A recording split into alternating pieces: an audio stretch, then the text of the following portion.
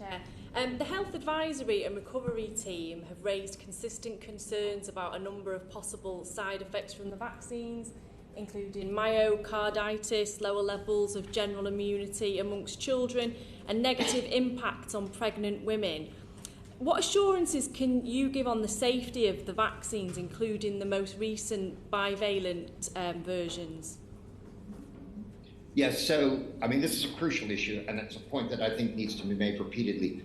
The three vaccines, but particularly the two vaccines which we're using now, have got pretty good safety profiles. In fact, they've got very good safety profiles.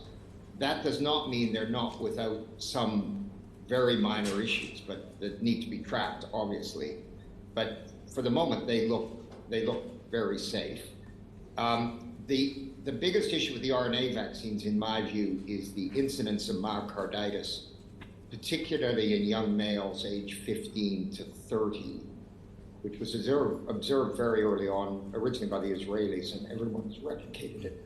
And I think the real question is, first of all, the incidence of that myocarditis is higher, I think, than most of us anticipated. There have been two good papers come out in the last few months, one from Canada and one from the US, which has showed that an incidence in that particular age group in males is about 1 in 30,000 will get a myocarditis that's severe enough for them to seek medical attention in hospitals. And that is actually that's a higher number than you'd like. Now, on the whole, the myocarditis goes away and the enzymes go down and there's no evidence of ongoing inflammation. But I think there's an interesting question about whether there might be some long-term effects of that, and that requires continual scrutiny, and I know the CDC in America is following their myocarditis patients up very carefully.